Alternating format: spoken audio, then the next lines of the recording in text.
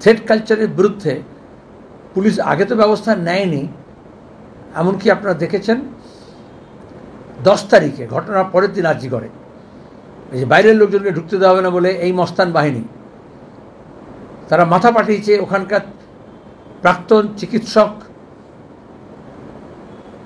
শিক্ষককে। By name FIR হয়েছে আশিস পান্ডের নামে, একজন ডাক্তার করেছেন, মেডিকেল সার্টিফিকেট ওই আরজিকর হাসপাতালে তৈরি হয়েছে।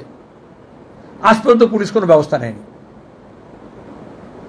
14 তারিখে রাত্রে যারা ভাঙচুর করেছে তাদের আমরা নাম ধাম ছবি সব প্রকাশ করেছি। মুখ্যমন্ত্রী মিথ্যা বলেছিলেন 15 তারিখ সকালে, যেটা হচ্ছে ফেক। তো কলকাতা পুলিশ এখনো পর্যন্ত সেই সমস্ত অপরাধীদের ধরেনি, বরঞ্চ সাধারণ কিছু লোকজনকে, বাম কিছু কর্মীদেরকে তারা ধরপাকড় করার নামে বাড়ি বাড়ি গেছেন, ধরেছেন বা ডেকেছেন বা নোটিশ দিচ্ছেন।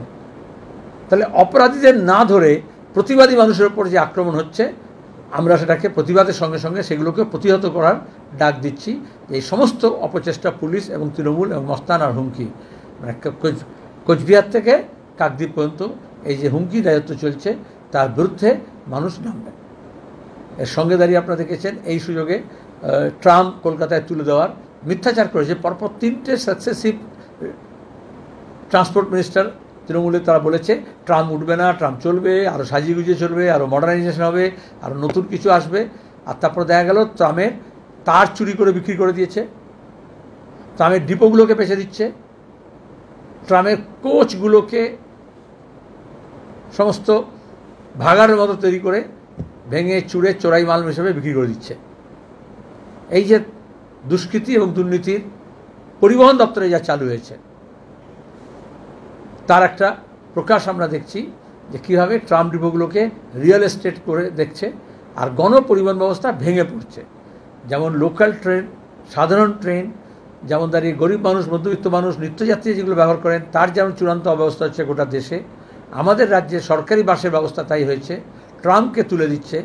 আর এমনিও যানবাহনে কোনো নিয়ন্ত্রণ নেই, ভাড়ার কোনো নিয়ন্ত্রণ নেই। মানুষ ঘন্টার পর ঘন্টা অপেক্ষা করছেন একটা ডিপেন্ডেবল, সেফ, অ্যাফোর্ডেবল, যাতে মাল্টিমোডাল ট্রান্সপোর্ট সিস্টেম থাকে একটা আধুনিক শহরে, সেটাকে এই সরকার তছনছ করছে। আর যারা বিরোধী দল সাজে, সেই বিরোধী দলের নেতাও কিছু বলছেন না, কারণ তিনি পরিবহন মন্ত্রী ছিলেন তৃণমূল কংগ্রেসের।